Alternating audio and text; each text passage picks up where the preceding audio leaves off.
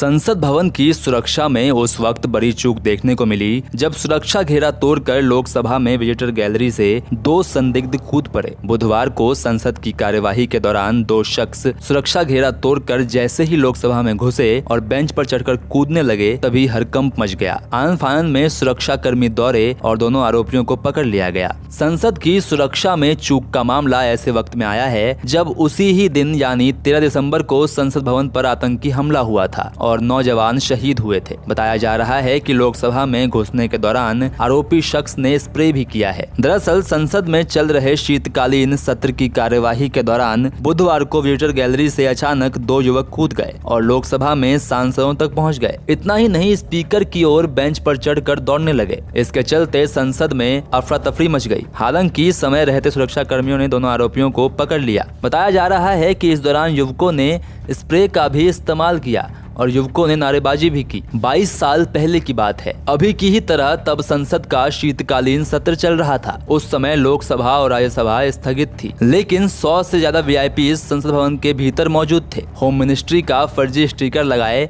एक सफेद ambassador car संसद भवन में दाखिल होती है। भीतर 5 लोग बैठे हुए हैं। ये गेट पर मौजूद सुरक्षा कर्मियों को चकमा देने में कामयाब हो जाते हैं। अंदर के रास्ते पर इनकी गाड़ी गलती से उपराष्ट्रपति कृष्णकांत की खड़ी कार से टकरा जाती है। यही वो पल था जब सबको एहसास हुआ कि भारतीय लोकतंत्र के मंदिर में दरिंदे घुस आए हैं। उस सफेद एम्बेसडर कार के भीतर AK-47 राइफलें, ग्रेनेड लॉन्चर्स, पिस्टल और हैंडगन्स का जखीरा था। पांचों ने बाहर निकलते ही गोलियां बरसानी शुरू कर दी। CRPF कांस्टेबल कमलेश कुमारी आतंकियों की गोली का पहला शिकार बनती हैं। अगले करीब 45 मिनट तक संसद परिसर जंग का मैदान बना रहा। उस हमले में सुरक्षा कर्मियों समेत 9 लोग मारे गए थे, 18 घायल हुए थे। गनीमत रही कि कोई सांसद इन आतंकियों का निशाना नहीं बना। लोकतंत्र के मंदिर पर हुए सबसे बड़े हमले की पूरी कहानी बता दें कि इस घटना ने एक बार फिर से 22 साल पुराने आतंकी घटना की याद ताजा कर दी है। तब पाकिस्तान के आतंकवादी संगठनों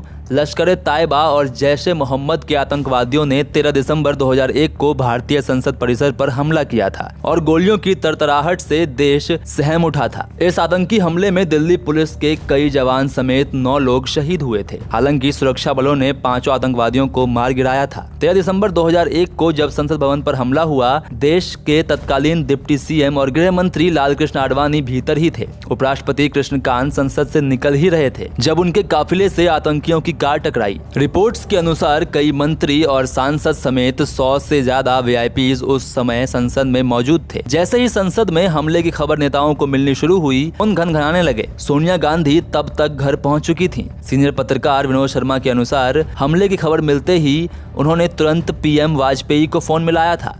बता दें कि संसद में प्रवेश द्वार पर 3 स्तरीय सुरक्षा जांच की व्यवस्था है, जिसमें मेटल डिटेक्टर और हाथ से पकड़े जाने वाले मेटल डिटेक्टर से जांच शामिल है। संसद भवन में प्रवेश द्वार पर भी यही कवायद दोहराई जाती है। विभिन्न आगंतुक दीर्घाओं की ओर जाने वाले गलियारे पर भी सुरक्षा मौजूद है। इन स्थानों पर आगंतुकों को मोबाइल फोन ले जाने की अनुमति नहीं है।